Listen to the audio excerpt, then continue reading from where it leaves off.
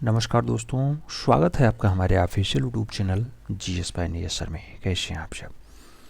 मैं उम्मीद करता हूँ स्वस्थ होंगे, मस्त होंगे, अपनी तैयारी में व्यस्त होंगे। मित्रों, आज की जो ये क्लास है ये केबीएस स्पेशल है, केंद्रीय विद्यालय संगठन। इसका मॉडल पेपर 4 है। कौन सा है? मॉडल पेपर 04 है।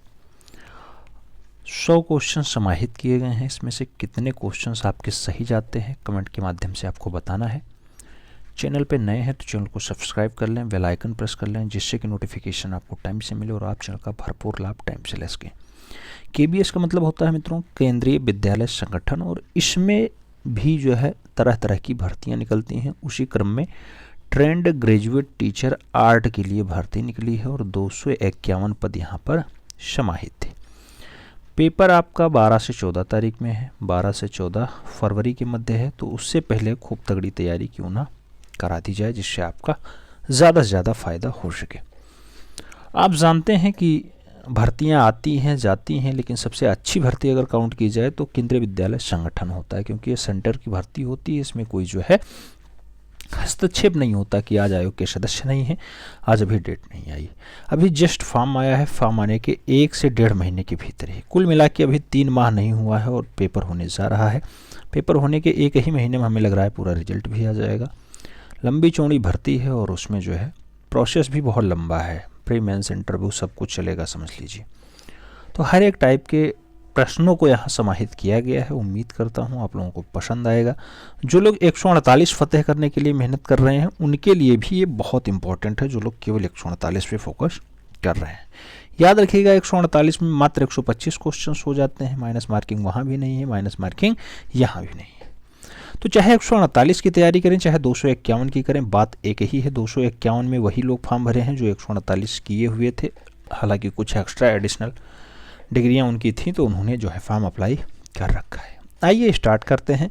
पहला क्वेश्चन आपकी स्क्रीन पे है। पूछा जा रहा है नटराज की प्रतिमा किस शैली से संबंधित है? जो भगवान नटराज की कांस्य प्रतिमा मिली थी उसका संबंध क्या था? तो याद रखिएगा ऑप्शन दिया गया पल्लव, चोल, राष्ट्रकूट और पांड्य। आपको बताना होगा कि जो तांडव नृत्य करते हुए भगवान नटराज को दर्शाया गया था वो किस काल की मूर्ति है? तो आपको जो सही जवाब लगाना होगा मित्रों वो लगाना होगा चोलवंशीय शासक। तो सही जवाब सी के साथ देना होगा, सी इज द राइट आंसर लगाना। बढ़ेंगे अगले क्वेश्चंस की तरफ। 2 नंबर क्वेश्चन आपकी स्क्रीन पे है। आपसे पूछा जा रहा है निम्नलिखित में से किस सामग्री का उपयोग जगन्नाथ की मूर्तियों में किया गया? नाम दिया गया पत्थर, धातु, तांबा और लकड़ी। आप जानते हैं भगवान जगन्नाथ भुवनेश्वर से 56 किलोमीटर दूर स्थित हैं। बहुत फेमस जगह है जिसका नाम होता है पुरी। पुरी उड़ीसा में स्थित है, कलिंगा वाला बेल्ट होता है। और यहाँ पे जो भगवान जगन्नाथ हैं कृष्ण, बलराम और सुभद्रा के साथ बैठे हुए हैं। मूल रूप से वो काष्ठ प्रतिमा है, काष्ठ प्रतिमा। और काष्ठ प्रतिमा मतलब काठ मतलब होता है लकड़ी, तो काठ मतलब लकड़ी, लकड़ी की प्रतिमा है। सही जवाब डी के साथ लगाइए, D is the right answer बनाइए। बढ़ेंगे अगले क्वेश्चन की तरफ। अगला क्वेश्चन 3 नंबर आपकी स्क्रीन पे ये रहा। पूछा जा रहा है मेवाड़ शैली में चित्रित चित्र जो है मारू रागनी का चित्रकार कौन है? नाम दिया गया उत्कल राम है, नीरुद्दीन है, शाहाबुद्दीन है और निहाल चंद है। मारू रागनी की अगर बात करते हैं, मेवाड़ शैली का बढ़िया वाला डाटा होता है मित्रों, और ये जो चित्रकार है उसका नाम है शाहाबुद्दीन। तो आपको सही जवाब शाहाबुद्दीन के साथ लगाना होगा, B is the right answer बनाना होगा। बढ़ेंगे अगले क्वेश्चन की तरफ। 4 नंबर क्वेश्चन आपकी स्क्रीन पे रहा। पूछा गया विष्णु की मूर्ति में गदा का प्रतिनिधित्व किसने किया? नाम दिया गया सहचारी ने किया, सहचर ने किया, अलौकिकता ने किया या फिर वाहन ने किया। आप जानते हैं विष्णु की मूर्ति में गदा का जो प्रतिनिधित्व है मित्रों वो मूल रूप से सहचारियों ने किया है, सहचारियों ने। हिंदू धर्म में विष्णु बढ़िया परमेश्वर माने जाते हैं, आप जानते हैं ब्रह्मा विष्णु महेश यही 3 देवता सबसे अच्छे माने जाते हैं।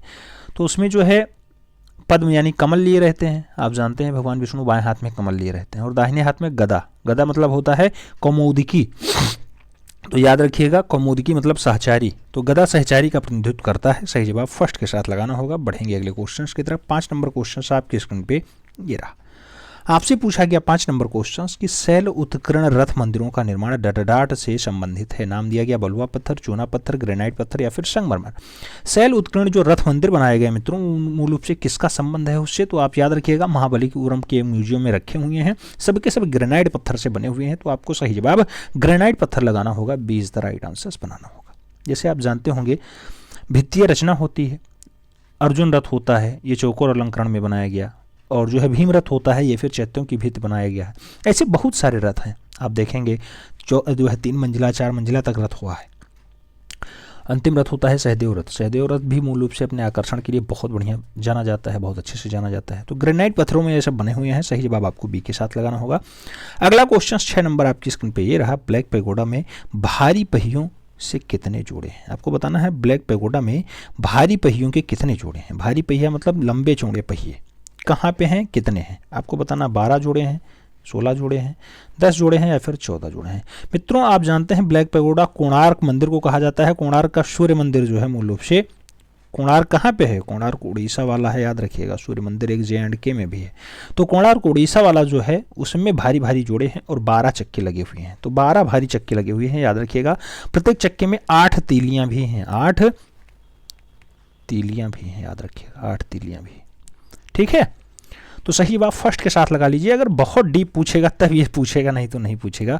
अगर पूछ लिया जाए ये ब्लैक पैगोडा का जो रथ है मूल रूप से इसे कितने घोड़े खरीद रहे हैं या खींच रहे हैं, तो खींचने की अगर बात हो तो 7 घोड़े खींचते हैं इसे, 7 घोड़े। ठीक है, 7 घोड़े। आगे बात करते हैं प्रश्न संख्या 7 की। 7 नंबर क्वेश्चन आपकी स्क्रीन पे रहा मित्रों। 7 नंबर क्वेश्चन कह रहा है बैकुंठ पेरुमल मंदिर कहाँ स्थित है? बैकुंठ पेरुमल मंदिर कांचीपुरम में है, मदुरई में है, तंजावुर में है या फिर मल्लापुरम में है? आपको बताना बैकुंठ पेरुमल मंदिर कहाँ स्थित है। बैकुंठ पेरुमल मंदिर की अगर बात करते हैं मित्रों तो पल्लव शासकों की राजधानी रही है कांचीपुरम, और कांचीपुरम में ही जो है पेरुमल मंदिर है। तो सही जवाब आपको फर्स्ट के साथ लगाना होगा, ए इज द राइट आंसर लगाना होगा। बढ़ेंगे अगले क्वेश्चंस की तरफ। 8 नंबर क्वेश्चन आपकी स्क्रीन पे रहा। पूछा गया उस विकल्प की पहचान करें जो भारतीय मंदिरों का सही कालक्रम अनुसार जो है प्रदान किया गया है। आपको बताना है मुक्तेश्वर मंदिर पहले आएगा कि कोणार्क मंदिर पहले आएगा, कि राजरानी मंदिर पहले आएगा या कोणार्क मंदिर पहले आएगा, परशुरामेश्वर मंदिर पहले आएगा या फिर मूल रूप से कोणार्क मंदिर पहले आएगा। इन चारों में आपको यही ढूंढ लेना है सबसे पहले कौन सा मंदिर आएगा, बस आपका काम बन जाएगा। याद रखिए जो परशुरामेश्वर मंदिर है ये लगभग 750 ईस्वी के आसपास का डाटा है, 750। ये जो है परशुरामेश्वर मंदिर जो है ये मूल रूप से कहाँ पे है? कलिंग में, यानी उड़ीसा में, उड़ीसा में। ठीक है, भुवनेश्वर उड़ीसा में। मुक्तेश्वर मंदिर जो है ये 900 ईस्वी के आसपास का डाटा है। जो मुक्तेश्वर मंदिर है ये 900 ईस्वी के आसपास का डाटा है, ये 900 ईस्वी। ये परशुरामेश्वर मंदिर है ये 750 ईस्वी के आसपास का डाटा है। लिंगराज मंदिर तो आप जानते हैं 900 से 1100 मंदिर, ये लिंगराज मंदिर जो है ये 900 से 1100 ईस्वी के मध्य बना है। ठीक है, तो ये लिंगराज मंदिर हो गया। और राजरानी मंदिर आप जानते हैं 1100 से 2500 ईस्वी के आसपास, सॉरी 1100 से 1225 ईस्वी के आसपास कहाँ है आपका राजरानी मंदिर। ये राजरानी मंदिर जो है आपका 1100 से एबव ही गया, यानी 1250 तक गया, 1250 तक गया। तो इस टाइप से आप जो सही जवाब लगाइएगा वो परशुरामेश्वर, मुक्तेश्वर, लिंगराज, राजरानी और कोणार्क लगाइएगा। कोणार्क सबसे नया वाला है, 1100 से 1250 के आसपास जो है बनता है। 1200 कारीगर मिल करके जो है कोणार्क मंदिर को बनाते हैं। कितने? 1200 कारीगर, याद रखिएगा।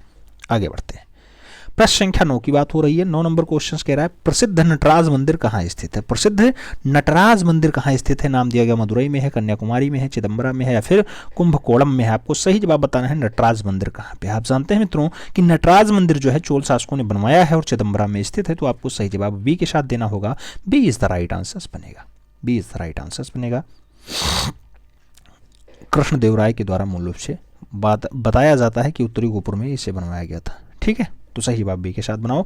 अगला क्वेश्चन 10 नंबर आपकी स्क्रीन पे रहा। पूछा गया तेजपाल और बिमल शाही जिसे वास्तुपाल कहा जाता है इसका मंदिर स्थित है। नाम दिया गया अजमेर में है तेजपाल और बिमल शाही मंदिर, माउंट आबू में है, उदयपुर में है या फिर जोधपुर में है। आपको सही जवाब देना है मित्रों। अगर बात करते हैं दिलवाड़ा का जैन मंदिर कहाँ स्थित है? आप जानते हैं माउंट आबू में है, तो वही तेजपाल और बिमल शाही भी है। सही जवाब बी के साथ नहीं सी के साथ लगाओ, सी इज द राइट आंसर बनाओ। फिर बढ़ेंगे अगले क्वेश्चन की तरफ। 11 नंबर क्वेश्चन आपकी स्क्रीन पे ये रहा। आपसे पूछ रहा है 11 नंबर क्वेश्चन, शिव को समर्पित कंदरिया महादेव का मंदिर डाडाडार निर्माण काल राजवंश के समय में किया गया। चोल वंश, सुंग वंश, चंदेल वंश या फिर पल्लव वंश। आपको बताना है कंदरिया महादेव का मंदिर किसने बनाया। कंदरिया महादेव के मंदिर की अगर बात करते हैं मित्रों तो जो है एक गंडक देव होता है, विद्याधर चंदेल शासकों को जो है बीच में आता है और मूल रूप से कौन बनवाता है? तो चोल शासक बनवाते हैं। कंदरिया महादेव मंदिर कौन बनवाता है? चंदेल शासक बनवाते हैं। चोल क्यों बनवाएंगे? चंदेल शासक। कितना ऊंचा है कंदरिया महादेव मंदिर? 117 फुट ऊंचा है, 117 फीट ऊंचा है और 66 फीट इसकी चौड़ाई है, 66 फीट इसकी चौड़ाई है, याद रखिएगा।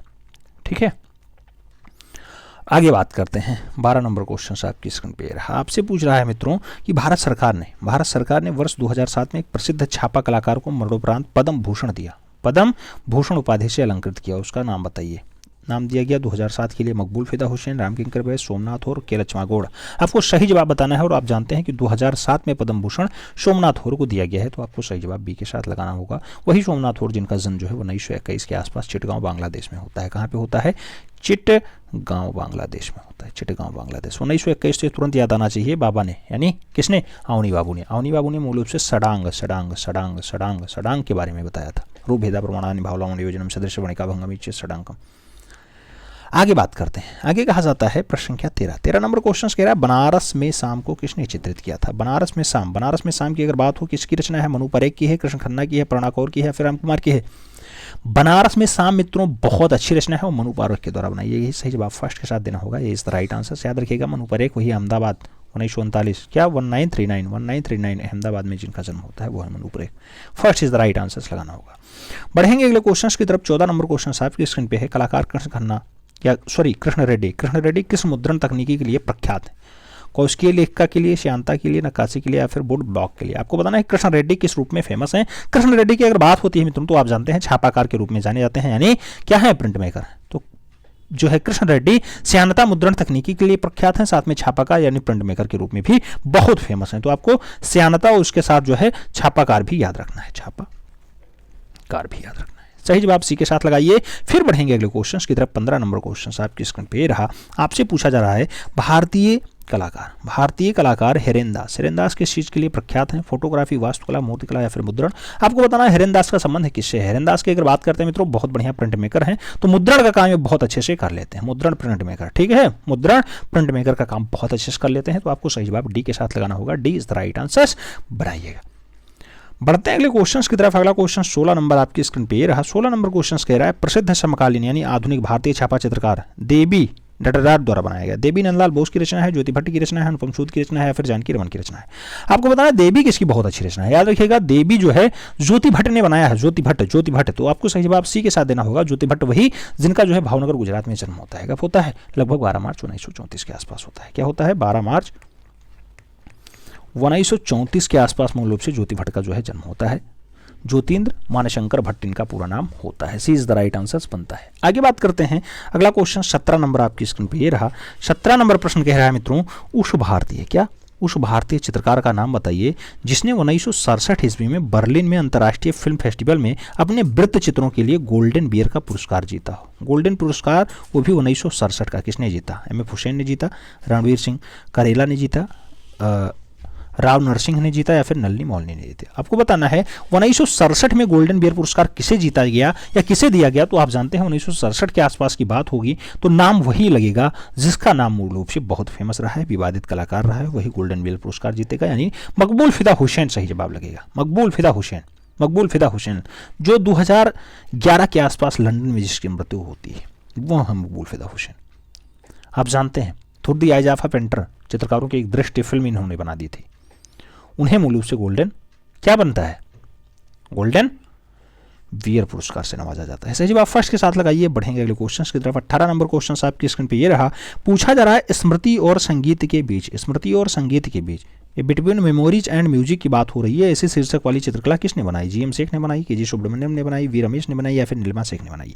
आपको बताना है स्मृति के साथ आप जानते हैं संगीत को लगा दिया जाए तो जी.एम. शेख के साथ आंसर लगाना होगा, यानी Gulam Mohammed Sheikh. First is the right answer. बढ़ेंगे अगले क्वेश्चन की तरफ। 19 नंबर क्वेश्चन आपकी स्क्रीन पे ये रहा।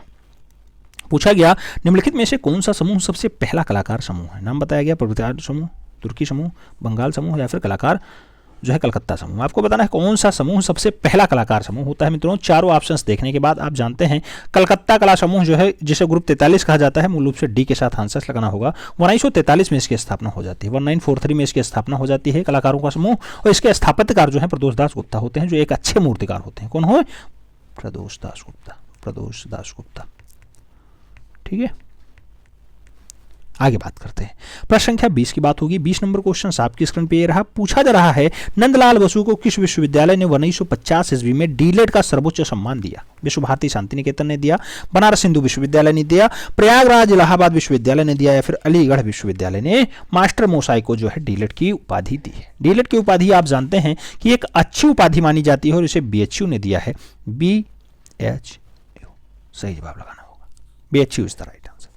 बढ़ेंगे अगले क्वेश्चंस की तरफ। 21 नंबर क्वेश्चन आपकी स्क्रीन पे रहा, आपसे पूछा जा रहा है देवी नामक प्रसिद्ध चित्र किसका है? नाम दिया गया के लक्ष्मागौड़ का है, अमरनाथ सहगल का है, के सी एस वनिक्कर का है, या फिर ज्योतेंद्र मानशंकर भट्ट का है। देवी नामक प्रसिद्ध चित्र किसका है? आप जानते हैं देवी बहुत फेमस रचना है, ज्योतेंद्र मानशंकर भट्ट का है। सही जवाब आपको किसके साथ लगाना होगा? किसके साथ? डी के साथ। D is the right answer. बढ़ेंगे अगले क्वेश्चन की तरफ। प्रश्न संख्या 22 की बात हो रही है। 22 नंबर क्वेश्चन मित्रों आपसे पूछ रहा है कि कांगड़ा शैली का चित्र है नंद यशोदा और कृष्ण के साथ गोकुलवासी वृंदावन जाते हुए, ऐसा चित्र किस समय का है? 1785 से 90 का है, 1730 से 40 का है, 1800 से 1810 का है, या फिर 1810 से 1820 का है? कांगड़ा शैली का चित्र है नंद यशोदा कृष्ण, साथ में सब गोकुलवासी जो है जा रहे हैं कहाँ पे जा रहे हैं? वृंदावन जा रहे हैं। ऐसा दृश्य जो है 1785 19। सही जवाब लगाइएगा 1785 से 90 की। सही जवाब फर्स्ट के साथ लगाइए। 1785 से 1790 के बीच का डाटा है। सही जवाब फर्स्ट के साथ लगाना। अगला क्वेश्चन 23 नंबर आपकी स्क्रीन पे ये रहा। पूछा गया भारतीय घनवादी शैली का पहला चित्रकार कौन है? नंदलाल बोस, गगनेन्द्र नाथ टैगोर, असित कुमार हालधर और अमृता सहगल। आप सभी लोग सही जवाब दे रहे हैं। मैं देख पा रहा हूँ अवनी बाबू के एक भाई हैं गगनेन्द्र नाथ टैगोर, जो घनवादी चित्रकार हैं। सही जवाब सी के साथ बन रहा है। सी इज द राइट आंसर लगाइए। 24 नंबर क्वेश्चन आपकी स्क्रीन पे ये रहा। पूछा गया लिनोकट तकनीकी के द्वारा दांडी यात्रा का प्रसिद्ध छापाकार किसने बनाया? रवि वर्मा ने बनाया, रविन्द्रनाथ टैगोर ने बनाया, विनोद बिहारी मुखर्जी ने बनाया, फिर नंदलाल बोस ने बनाया। आपको बताना है दांडी यात्रा किसकी रचना है। दांडी यात्रा की अगर बात होती है मित्रों तो लिनोकट वाली दांडी यात्रा जो है मास्टर मोशाय ने बनाया है, यानी नंदलाल बोस ने बनाया। सही जवाब डी के साथ बैठ रहा है। D is the right answer हो रहा है।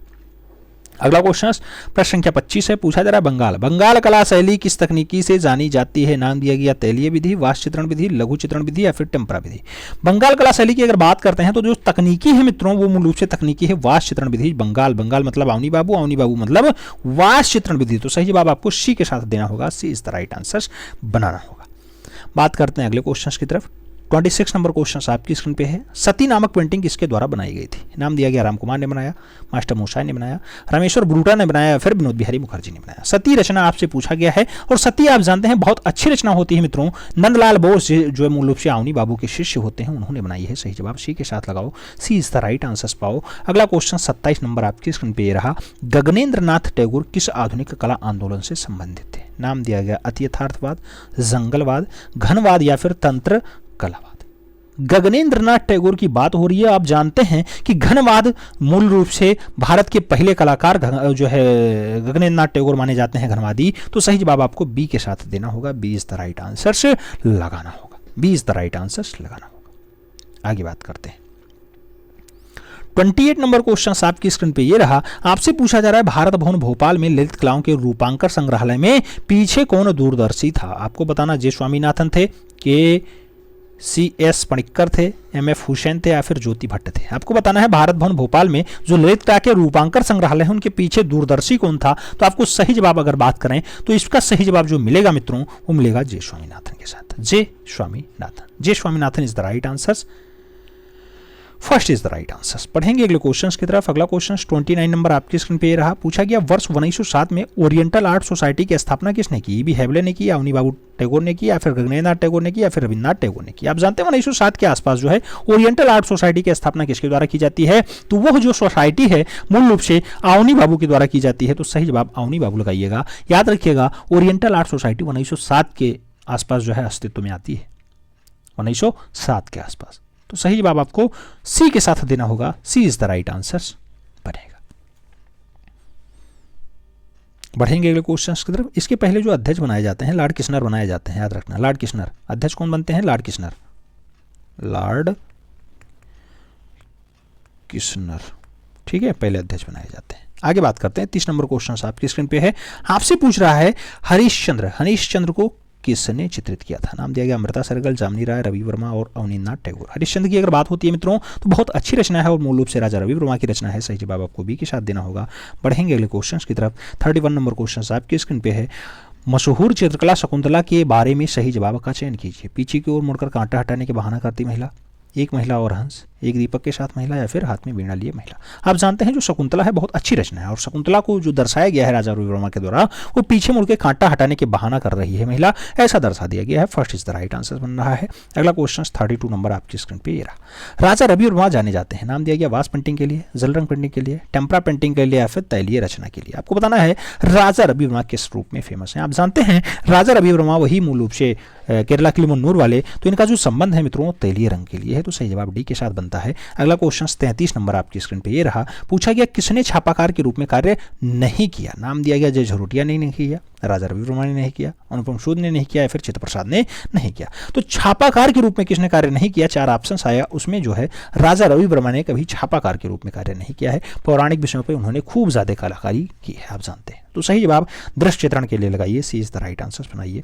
और काम खूब अच्छे से किया, व्यक्ति चित्रण हो, दृश्य चित्रण हो, धार्मिक पौराणिक विषयों पर चित्रण हो, लेकिन छापाकार के रूप में कार्य नहीं किया। अगला क्वेश्चन 34 नंबर आपकी स्क्रीन पे ये रहा। पूछा गया भारत में लिथोग्राफी मुद्राणय की स्थापना करने वाले पहले कलाकार कौन थे। नाम दिया गया नंदलाल बोस थे, राजा रविवर्मा थे, विनोद बिहारी मुखर्जी थे या फिर रविन्द्रनाथ टैगोर थे। लिथोग्राफी मुद्राणय की स्थापना किसने की, आपको आंसर्स देना था और आप जानते हैं कि राजा रविवर्मा ने 1900 नहीं 1894 के आसपास, 1894 के आसपास मुंबई में जो है एक लिथोग्राफी प्रेस एस्टेब्लिश की थी। तो सही जवाब सी के साथ लगाइएगा। बढ़ेंगे अगले क्वेश्चन की तरफ। अगला क्वेश्चन 35 नंबर आपकी स्क्रीन पे ये रहा। मुगल कालीन चित्र बाबर, बाबर सोन नदी को पार करता हुआ ऐसा चित्रकार किसका है। आपको बताना है बाबर सोन नदी पार कर रहा है, ये किसने बनाया, बसावन ने, दशवंत ने, अबू समद ने या फिर जगन्नाथ ने। सही जवाब आपको देना है मित्रों। चारों ऑप्शंस देखने के बाद सोन नदी को पार करा रहा है बाबर और मूल रूप से जगन्नाथ ने ऐसा दृश्य दर्शा दिया है। सही जवाब आपको डी के साथ लगाना होगा, D is the right answer बनाना होगा। आगे बात करते हैं। प्रश्न संख्या 36 आपकी स्क्रीन पे ये रहा। 36 नंबर क्वेश्चन आपसे पूछ रहा है भारत में निम्नलिखित स्थानों से प्राप्त प्रेस के ओलियोग्राफी प्रिंट दिखाई गई है। डच, जो है इटली, जर्मनी और इंग्लैंड। आपको बताना है प्रेस से ओलियोग्राफी प्रिंट की गई है। प्रेस से ओलियोग्राफी जो प्रिंट स्टार्ट होती है राजा रविवर्मा के द्वारा स्टार्ट होती है, इसकी जो तकनीकी है जर्मनी वाली है। तो सही जवाब आपको जर्मनी के साथ देना होगा, सी इज द राइट आंसर लगाना होगा। अगला क्वेश्चन 37 नंबर आपकी स्क्रीन पे ये रहा। 37 नंबर क्वेश्चन कह रहा है किस कलाकार ने अलाग्री नायडू से कला का प्रशिक्षण प्राप्त किया। अलाग्री नायडू किसके कलाकार गुरु रहे। नाम दिया गया रविन्द्रनाथ टैगोर, नंदलाल बोस, राजा रविवर्मा, ई बी हैवले। आपको बताना है अलाग्री नायडू से कला की शिक्षा किस कलाकार ने ग्रहण की। चारों नाम देखने के बाद राजा रविवर्मा के साथ आंसर लगा लीजिएगा, B is the right answer बना लीजिएगा।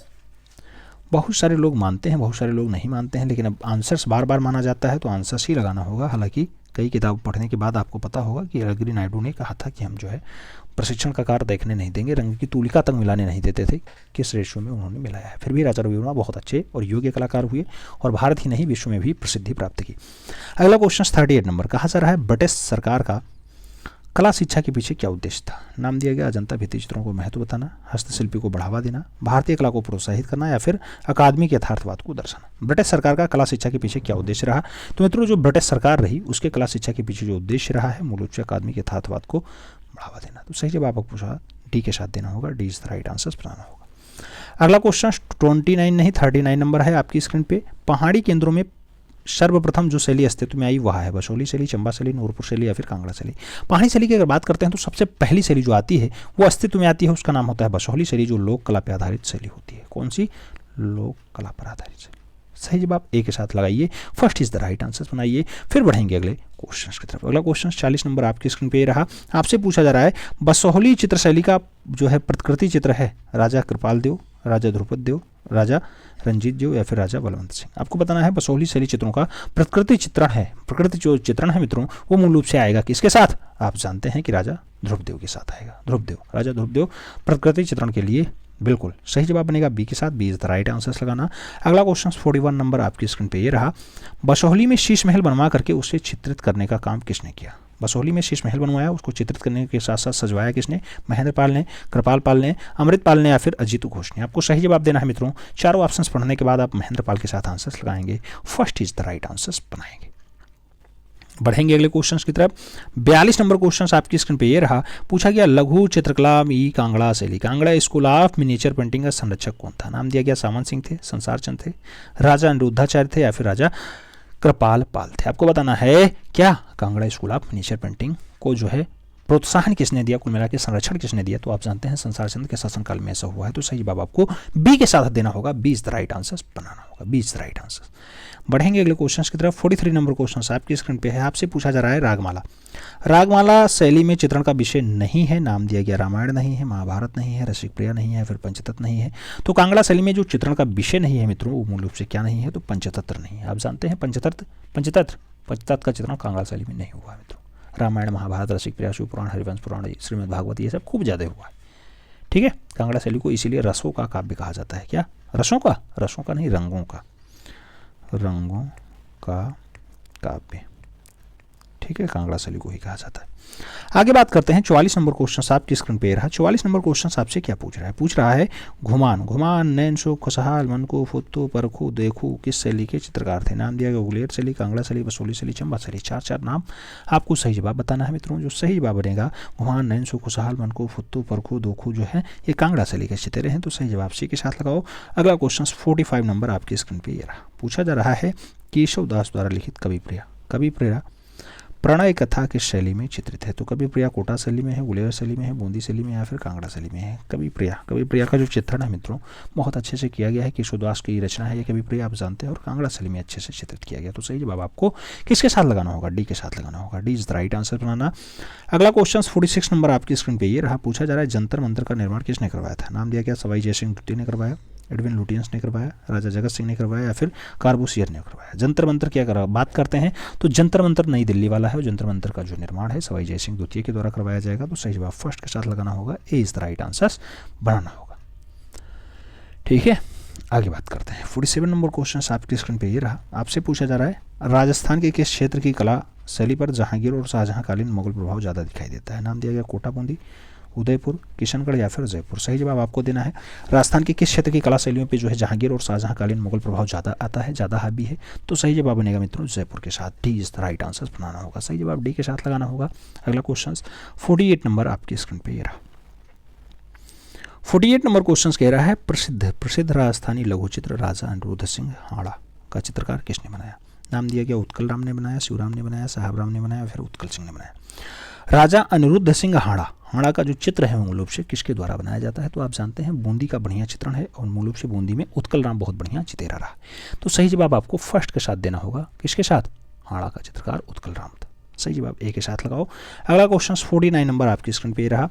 49 नंबर क्वेश्चन आपसे क्या पूछ रहा है बूंदी के लघु चित्रों का प्रमुख विषय बताओ। पशु पक्षी, प्रकृति, रागमाला, या फिर शिकार। आपको बताना है बूंदी का जो है चित्रण शैली क्या रहा। तो आप जानते हैं बूंदी राजस्थानी की उपशैली होती है बूंदी, और वहाँ पे रागमाला का चित्रण बहुत अच्छे से किया है। रागमाला तो है ही, तो बूंदी चित्रों का आख्यान जो है मूल रूप से रागमाला बहुत अच्छे से किया गया। हालांकि आप देखें तो बहुत कुछ दिखाई देगा, लेकिन यहाँ पे बूंदी का जो उत्कर्ष है 17वीं शताब्दी के आसपास हो जाता है, और यहाँ पे जो सबसे अच्छी रचना प्रमुख विषय माना जाता है रागमाला माना जाता है। ठीक है, रागमाला। हालांकि आप चित्र देखेंगे तो यहाँ पे पशु पक्षी भी मिल जाएंगे, शिकार भी मिल जाएगा, लेकिन रागमाला ज़्यादा बढ़िया से दर्शाया गया है बूंदी में। तो सही जवाब बी के साथ लगाओ। अगला क्वेश्चन 50 नंबर आपकी स्क्रीन पे ये रहा। आपसे पूछा जा रहा है किस महाराजा के संरक्षण में राजस्थानी लघु चित्र शैलियों में किशनगढ़ उपशैली को जो है चरमोत्कर्ष पे पहुंच जाता है। राज सिंह के समय, भरत सिंह के समय, सामंत सिंह के समय, या फिर कल्याण सिंह के समय में जो है कौन सी शैली आपको बताना है किशनगढ़ शैली चरम पे पहुंचती है। तो किशनगढ़ शैली मूल रूप से सामंत सिंह के समय में पहुंचेगी। वही किशनगढ़ शैली जहाँ का क्या बहुत फेमस रचना है एक बनी ठनी आ ही गया, क्वेश्चन ही आ गया। अगला क्वेश्चन 51 नंबर। रागमाला चित्रण की विशेषता संरक्षण जो है मोहम्मद आदिल शाह द्वितीय द्वारा करवाई गई, क्योंकि उनकी रुचि डाट में थी। रुचि सुलेख में थी, नृत्य में थी, संगीत में थी, या फिर साहित्य में थी। सही जवाब आपको लगाना है। सही जवाब अगर बात करते हैं तो संगीत के साथ जाएगा, B is the right answer बनेगा।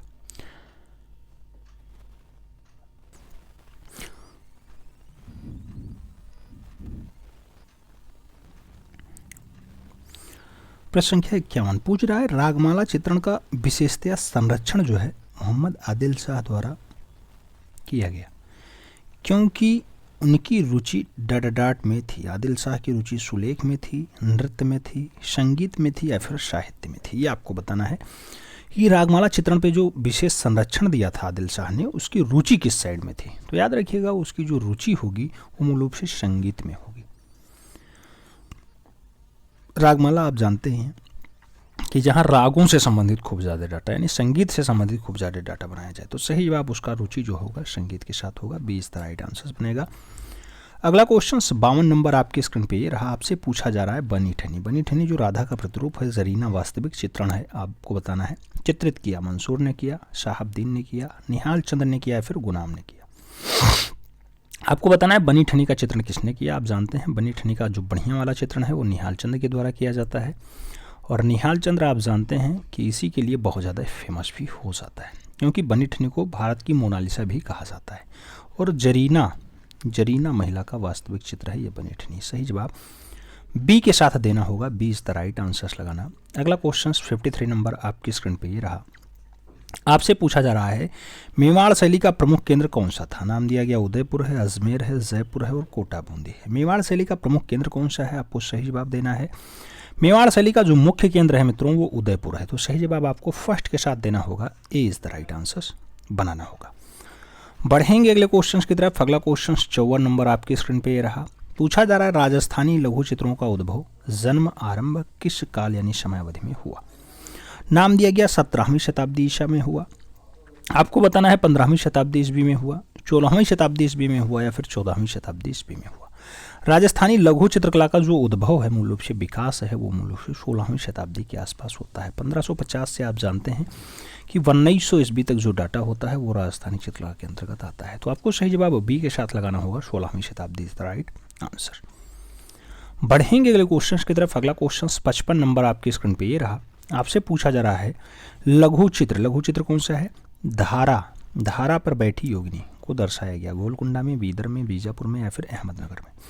आपको बताना है धारा के पास बैठी योगिनी, धारा के पास योगी बैठनी रचना किस काल की है, तो सही जवाब बनेगा बीजापुर काल की है। बीजापुर ठीक है, बीजापुर 1490 में स्वतंत्र राज्य घोषित होता है बीजापुर। आदिल शाह इस वंश को स्थापित करता है। कौन? आदिल शाह।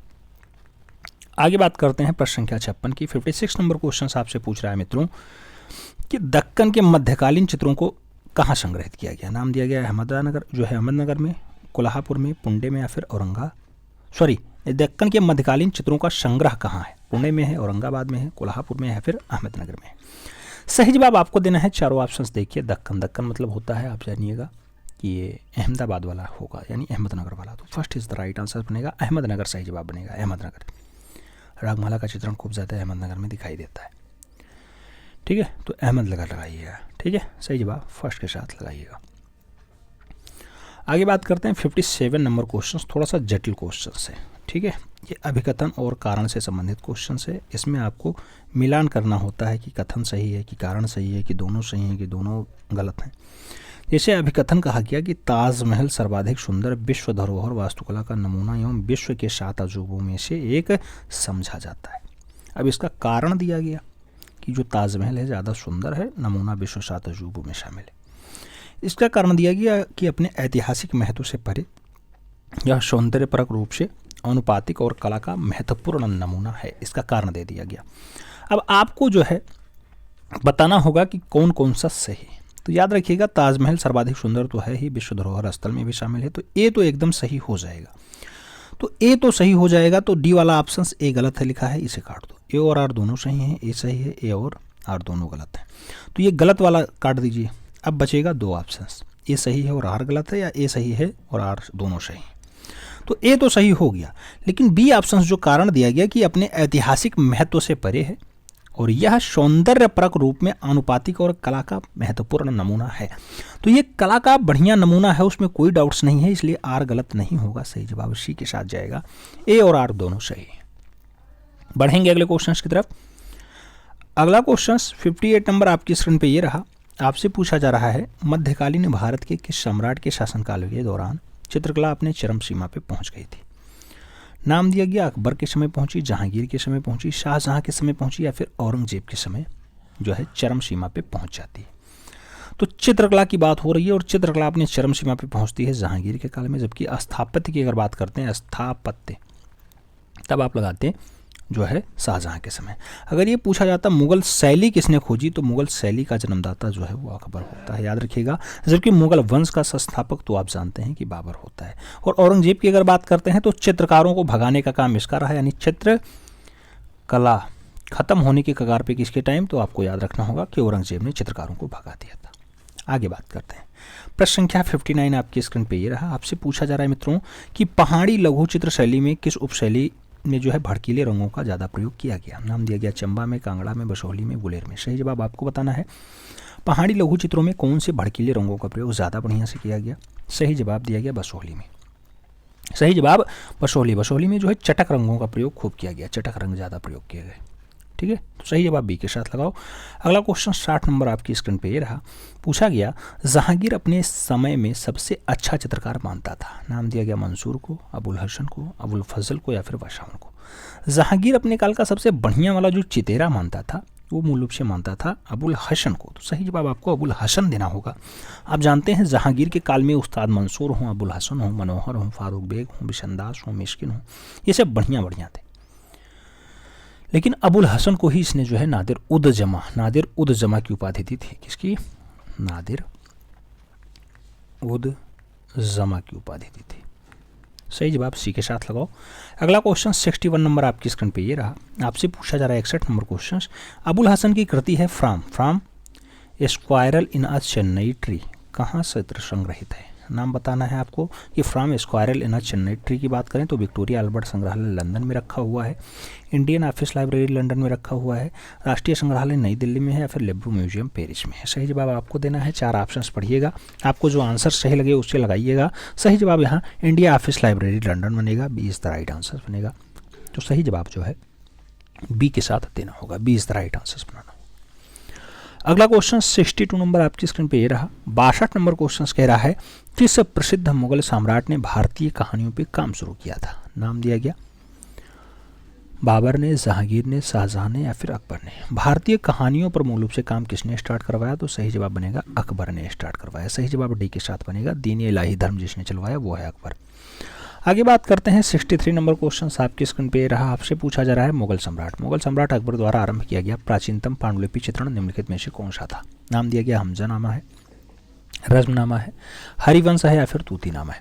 तो अकबर द्वारा स्टार्ट किया गया प्राचीनतम पांडुलिपि चित्र है। सही जवाब आपको देना है। तो हमजानामा होगा, first is the right answer होगा। बहुत महत्वपूर्ण है ये हमजानामा। 67.5 गुणे 50 सेंटीमीटर का सूती कपड़ा पे बढ़िया बनाया गया चित्रण है हमजानामा। सूती कपड़ा पे, किस पे?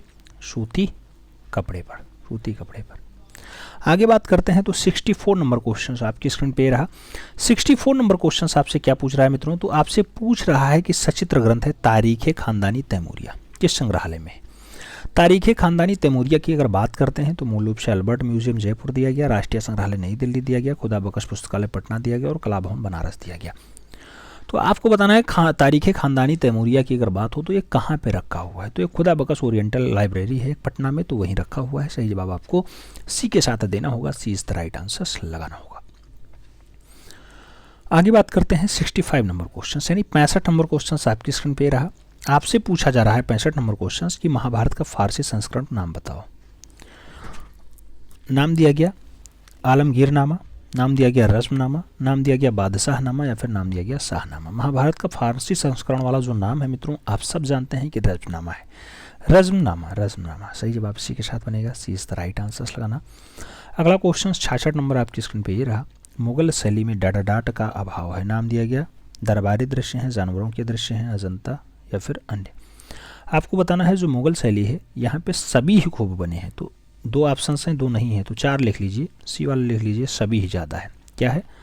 सभी ही ज़्यादा है। दरबारी है ही, जानवर के चित्र हैं ही, तो सभी ही एक लगा लीजिए, एक लिखा लीजिए। डी वाला इनमें से कोई नहीं, इनमें से कोई नहीं। अब आंसर दीजिए, 4 ऑप्शन हो गए। तो मुगल शैली का जो अभाव है मित्रों, मुगल शैली में डाट का अभाव है, दरबारी दृश्य का, जानवर का जो है सभी का, या फिर इनमें से कोई नहीं। तो आप जानते हैं कि मुगलिया शैली जो रही है नारी सभी कम बनाए गए हैं, नारियों के सभी कम बनाए गए, यानी नारी की रचना थोड़ी कम हुई है, नारी का चित्रण कम हुआ है। तो यहाँ सभी में नारी शब्द आगे जोड़ लीजिएगा, नारी सभी हो जाएगा। यही सही जवाब लगाइएगा, सी इज द राइट आंसर बनाइएगा। ठीक है, बाकी सभी चित्र हैं। आप जानते हैं कि अकबर खड़ा होकर अपना खूब ज़्यादा चित्रकारी कर पाया है, तो सभी तो खूब बने हैं लेकिन नारी सभी नहीं बने। तो नारी सभी आंसर्स लगाइए। अगला क्वेश्चन 67 नंबर आपकी स्क्रीन पे रहा। 67 नंबर क्वेश्चन कह रहा है कि प्रसिद्ध शैल उत्कीर्ण त्रिमूर्ति डाट में है। नाम दिया गया त्रिमूर्ति अजंता गुफा में है, एलिफेंटा गुफा में है, एलोरा गुफा में है, फिर बाघ गुफा में है। जो त्रिमूर्ति है मित्रों, वो त्रिमूर्ति कहाँ पे है? तो त्रिमूर्ति मूल रूप से पाई जाती है एलिफेंटा गुफा में। एलिफेंटा गुफा आप जानते हैं महाराष्ट्र, कहाँ पे है? महाराष्ट्र के औरंगाबाद के पास। अच्छा, गेटवे ऑफ इंडिया से 10 किलोमीटर दूर है बाबू। सही जवाब सी के साथ लगाना, धारापुरी इसका पुराना नाम होता है। आगे बात करते हैं, 68 नंबर क्वेश्चन आपके स्क्रीन पे रहा। आपसे पूछा जा रहा है, इनमें से किस संग्रहालय में रावण कैलाश पर्वत हिलाते हुए चित्रकारी की गई है? भारतीय संग्रहालय कोलकाता में है, खुदाबख्श पटना में है, राष्ट्रीय संग्रहालय नई दिल्ली में है, या फिर सालार जंग संग्रहालय हैदराबाद में। रावण कैलाश पर्वत को हिला रहा है, ऐसा दृश्य मूल रूप से कहाँ पाया गया? तो सही जवाब बनेगा राष्ट्रीय संग्रहालय नई दिल्ली में पाया गया। सही जवाब आपको सी के साथ देना होगा, सी इज द राइट आंसर्स लगाना। अगला क्वेश्चन 69 नंबर आपकी स्क्रीन पे ये रहा। पूछा गया पत्थर की मार विजय मूर्ति किस गुफा में है? 15 नंबर, 26 नंबर, 20 नंबर या फिर 10 नंबर। आप जानते हैं पत्थर की मार विजय जो है मूल रूप से वो रखी हुई है 26 नंबर गुफा में। तो सी इज द राइट आंसर्स लगाना, सी इज द राइट आंसर बनेगा। अगला क्वेश्चन 70 नंबर आपकी स्क्रीन पे ये रहा। आपसे पूछा जा रहा है, अजंता गुफाओं की भित्ति चित्रों की अनुकृतियां सर्वप्रथम किस अंग्रेज चित्रकार ने बनाया? नाम दिया गया रॉबर्ट गिल ने बनाया, ग्रिफिथ्स ने बनाया, फर्ग्यूसन ने बनाया या फिर जेरक्को ने बनाया। भित्ति चित्रण की अनुकृतियों की बात हो रही है मित्रों, सबसे पहले किसने बनाया है? तो सही जवाब आपको लगाना होगा रॉबर्ट गिल ने बनाया। First is the right answer लगाइएगा, एक के साथ आंसर्स बनाइएगा। रॉबर्ट गिल जो है अजंता की जो वृत्तीय चित्रकारी है उसको जो है 1847 के आसपास जाते हैं करके आते हैं।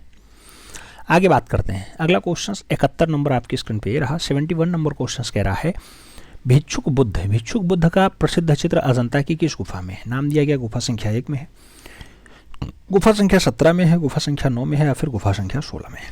भिक्षुक बुद्ध की अगर बात होती है मित्रों तो आप जानते हैं कि गुफा संख्या 17 जिसे चित्रशाला कहा जाता है वहीं पर चित्रित है। तो सही जवाब सी के साथ देना होगा, सी इज द राइट आंसर लगाना होगा।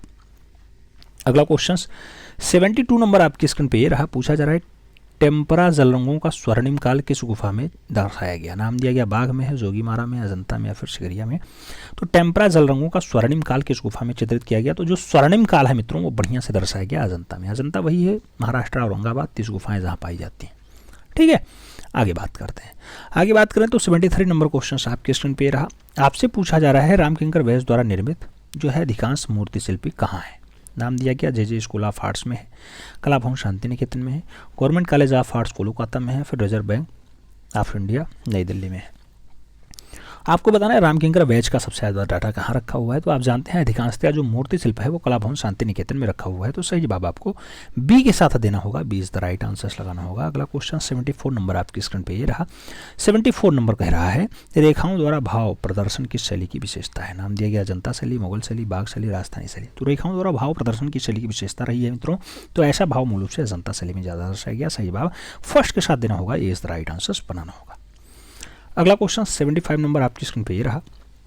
75 नंबर क्वेश्चन कह रहा है, प्रसिद्ध समकालीन यानी आधुनिक भारतीय मूर्ति शिल्प आकृति के कलाकार का नाम बताइए। नाम दिया गया पीबी जानकी रमन है, अमरनाथ सहगल है, धनराज भगत है या फिर शंको चौधरी। आपको बताना है भारतीय मूर्ति शिल्प में आकृति किसने बनाई? तो आकृति की अगर बात हो मित्रों तो शंको चौधरी आराम से आंसर्स लगाना।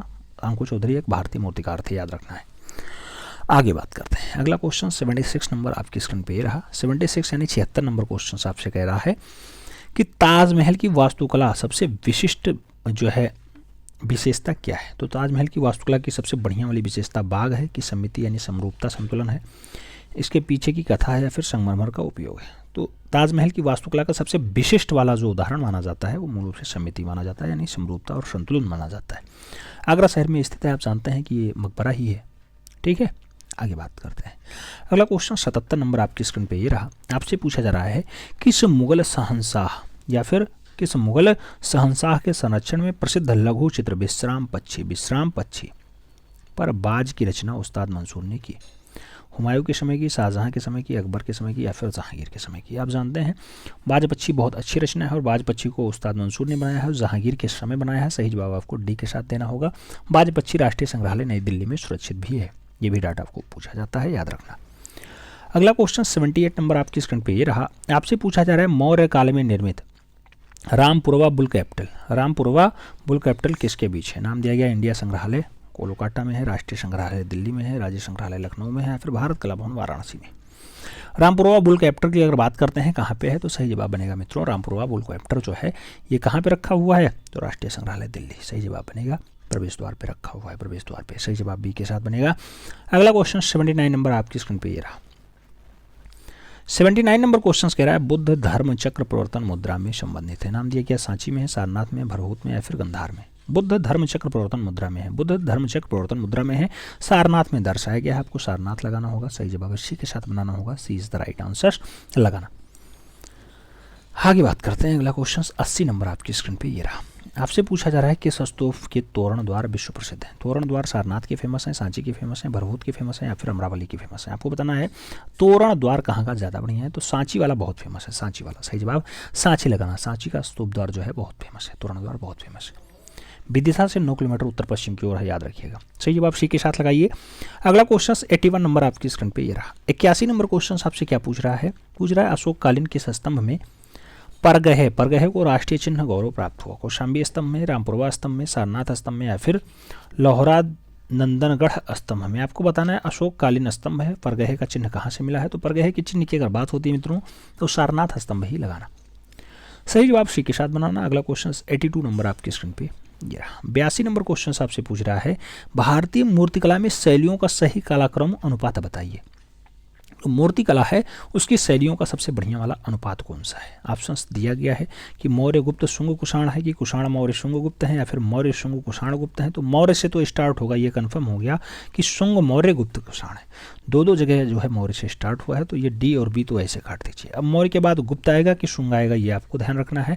तो मौर्य के बाद गुप्त आता है या शुंग आता है, आपको बताना है। मौर्य के बाद गुप्त आएगा कि शुंग आएगा। आप जानते हैं 323 ईसा पूर्व के बाद जो है डाटा स्टार्ट होता है मौर्य का, और शुंग का जो है 187 ईसा पूर्व से 80 ईसा पूर्व तक होता है। तो मौर्य के बाद शुंग आएगा, सही जवाब सी के साथ बनेगा, सी इज द राइट आंसर लगाना। अगला क्वेश्चन 83 नंबर आपकी स्क्रीन पे ये रहा। 83 नंबर क्वेश्चन क्या पूछ रहा है आपसे?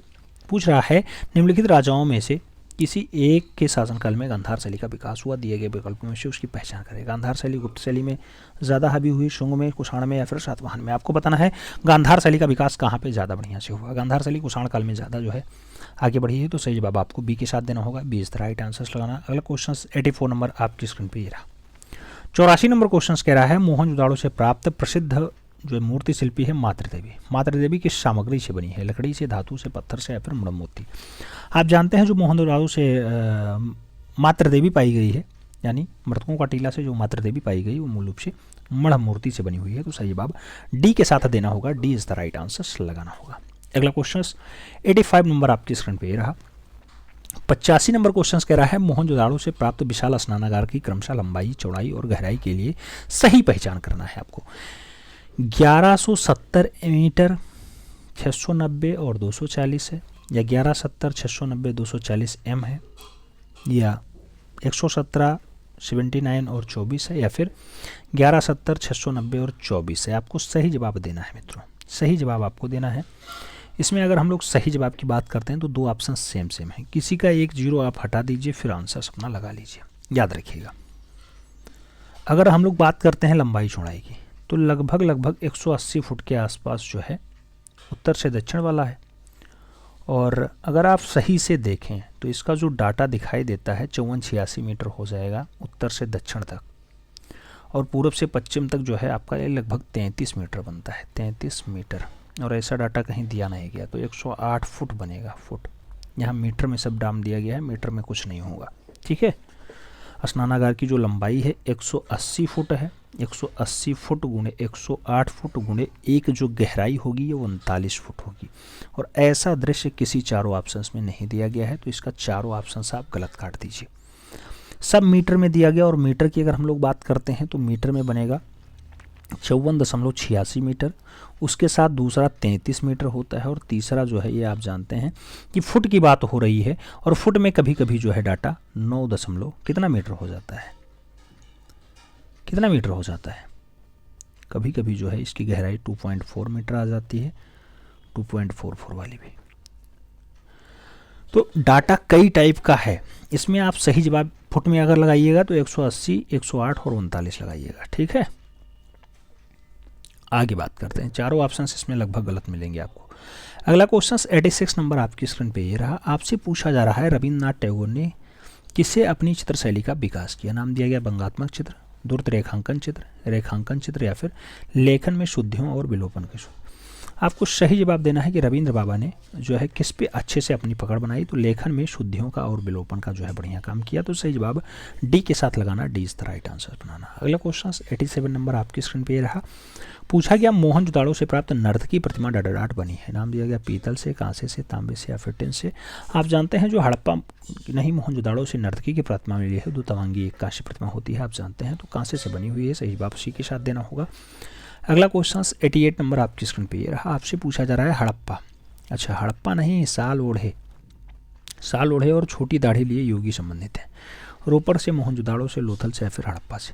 तो साल ओढ़े या फिर छोटी दाढ़ी लिए जो मूल रूप से डाटा प्राप्त होता है वो भी मोहनजोदाड़ो का ही है। तो सही जवाब आपको मृतकों का टीला ही लगाना होगा, सी इज द राइट आंसर बनाना होगा। अगला क्वेश्चन 89 नंबर आपकी स्क्रीन पे ये रहा। आपसे पूछा जाता है हड़प्पन सभ्यता किसे कहते हैं। नाम दिया गया गुप्त सभ्यता, वैदिक सभ्यता, मुगल सभ्यता या फिर सिंधु सभ्यता। हड़प्पन सभ्यता जिसे कहते हैं उसका नाम होता है सिंधु घाटी सभ्यता। आप जानते हैं 1921 से जो डाटा स्टार्ट हो जाए, 1921 जॉन मार्शल आते हैं, पुरातत्वविद हैं, ये मूल रूप से राय बहादुर दयाराम साहनी और उसके साथ साथ आर.डी. बनर्जी, तो ये लोग अपना काम करते हैं। तो सिंधु घाटी सभ्यता हड़प्पा सभ्यता को कहा जाता है, D is the right answer लगाना। अगला क्वेश्चन 90 नंबर आपकी स्क्रीन पे ये रहा। हड़प्पाई कालीन स्थलों से प्राप्त अधिकांश मोहरें किस सामग्री की बनी है। ज़्यादातर मोहरें कास्ट में है, कांच में है, सैलखड़ी में है या फिर तांबा में है। अधिकांश जो मोहरें हैं मित्रों वो किस काल में है, तो अधिकांश मोहरें जो हैं सैलखड़ी में बनी हुई हैं। तो आपको सही जवाब बी के साथ देना होगा, B is the right answer बनाना होगा। आगे बात करते हैं 91 नंबर क्वेश्चन आपकी स्क्रीन पे रहा। 91 नंबर क्वेश्चन कह रहा है सिंधु घाटी में निम्नलिखित में से किसकी खोज की गई। सिंधु घाटी में टेराकोटा आकृतियां बनाई गई, खिलौना बनाया गया, मोहर बनाया गया या फिर धातु की मूर्तियां बनाया गया। सिंधु घाटी काल में जो डाटा बनाया गया उसमें सबसे ज़्यादा मोहरे बने हैं, याद रखिएगा मोहरे मिट्टी की ज़्यादातर बनी हुई हैं। तो सही जवाब आप बी के साथ लगाइएगा। अगला क्वेश्चन 92 नंबर आपकी स्क्रीन पे ये रहा। पूछा जा रहा है नगरीय सभ्यता का प्रथम उदाहरण कहाँ से मिला। नाम दिया गया मोहनजोदाड़ो हड़प्पा से मिला, कौशाम्बी से मिला, राजघाट से मिला या फिर तक्षशिला मिला। नगरीय सभ्यता का जो प्रथम उदाहरण मिलता है मित्रों वो कहाँ से मिलता है, तो नगरीय सभ्यता का अगर पहला उदाहरण आप देखें तो जो है मोहनजोदाड़ो और हड़प्पा सबसे पहले नगर की श्रेणी में आते हैं और बढ़िया पूर्ण विकसित नगर माने जाते हैं। तो सही जवाब फर्स्ट के साथ लगाना, ये इज द राइट आंसर चुनना। अगला क्वेश्चन 93 नंबर आपकी स्क्रीन पे रहा। पूछा गया सिंधु घाटी काल में जो है नागरिक हैं उनके द्वारा कौन से धातु बहुतायत प्रयोग किए जाते थे। अष्ट धातु, मिश्र धातु, जस्ता या फिर तांबा। सबसे ज़्यादा कौन सी धातु प्रयोग की जाती है, तो आपको यहाँ लगाना होगा सबसे ज़्यादा कौन सी धातु। तो सबसे ज़्यादा जो धातु प्रयोग की जाती थी वो तांबा की जाती थी, तांबा उस टाइम, क्योंकि तांबे से भी तांबाबाद की बैलगाड़ी मिलती है, आप जानते हैं। तांबे का हंस भी मिला है, लोथल से जो है तांबे का हंस मिला ही है, मोहनजोदाड़ो से तांबे की ही नर्तकी मिली है, कांसे की। तो तांबा उस टाइम बहुत ज़्यादा मिलता था। सही जवाब डी के साथ लगाना। अगला क्वेश्चन 94 नंबर आपकी स्क्रीन पे रहा। सिंधु घाटी के चित्रांकन के उदाहरण मिले हैं। नाम दिया गया कागज़ पे, कपड़े पे, दीवार पे या फिर पत्थरों पे। आपको बताना है सिंधु घाटी काल में जो चित्रांकन है वो किस पे मिले, तो सबसे ज़्यादा पात्रों पे मिले हैं। सही जवाब डी के साथ लगाना। बर्तनों पर बहुत ज़्यादा काम हुआ है। आगे 95 नंबर क्वेश्चन आपसे कह रहा है निम्नलिखित में से किसका रूपप्रद कला से संबंध नहीं है। नाम दिया गया रेखा का नहीं, वर्ण का नहीं, स्वर का नहीं या फिर अंतराल का नहीं। रूपपद कला में किसका संबंध नहीं होता, तो आप जानते हैं स्वर से यहाँ कोई मतलब नहीं है, स्वर से यहाँ कोई मतलब नहीं है, स्वर संगीत में आता है। सही जवाब बी के साथ लगाओ। अगला क्वेश्चन 96 नंबर आपकी स्क्रीन पे ये रहा। आपसे पूछा जा रहा है हड़प्पा संस्कृति के अवशेष कहाँ पे स्थित है। नाम दिया गया नेपाल में, पाकिस्तान में, चीन में या फिर अफगानिस्तान में। आप जानते हैं हड़प्पा संस्कृति है जो मित्रों उसका जो ज़्यादातर वो अवशेष पाया जाएगा वो पाकिस्तान वाला है। तो पड़ोसी राज्य है पाकिस्तान और वहीं पे जो है ज़्यादातर साक्ष्य पाए जाते हैं। तो सही जवाब आपको सी के साथ देना होगा। अगला क्वेश्चन 96 नंबर आपकी, अच्छा 96 तो हो गया, 97 नंबर आपकी स्क्रीन पे रहा। पूछा गया सिंधु घाटी सभ्यता से प्राप्त अधिकांशतः आभूषण किस सामग्री के बने हैं। नाम दिया गया पत्थर की मोती, प्लास्टिक की मोती, लकड़ी की मोती या फिर कांच की मोती। ज़्यादातर आभूषण किससे बने हुए हैं, तो सही जवाब यहाँ मित्रों बनेगा पत्थर के मोती से। सही जवाब फर्स्ट के साथ लगाना, ए इज द राइट आंसर बनाना। अगला क्वेश्चन 98 नंबर आपकी स्क्रीन पे रहा। 98 नंबर क्वेश्चन कह रहा है राजस्थान में स्थित समकालीन सिंधु घाटी सभ्यता का स्थल है। नाम दिया गया लोथल है, आहड़ है, हड़प्पा है या फिर धोलावीरा है। समकालीन सिंधु घाटी सभ्यता का जो स्थल है मित्रों वो कौन सा है, तो सही जवाब बनेगा कौन सा है, समकालीन। समकालीन राजस्थान में स्थित है समकालीन सिंधु घाटी सभ्यता, आहड़ आहड़ आहड़। सही जवाब आहड़ लगाना, सी इज द राइट आंसर बनाना। ठीक है, समकालीन है, आहड़ है, आहड़ है, आहड़। सही जवाब सी के साथ लगाना। अगला क्वेश्चन सेकंड लास्ट क्वेश्चन है, आपसे पूछ रहा है धौलावीरा। धौलावीरा एक पुरातात्विक स्थल है जो डाटाडाट अवधि में बना है या संबंध रखता है।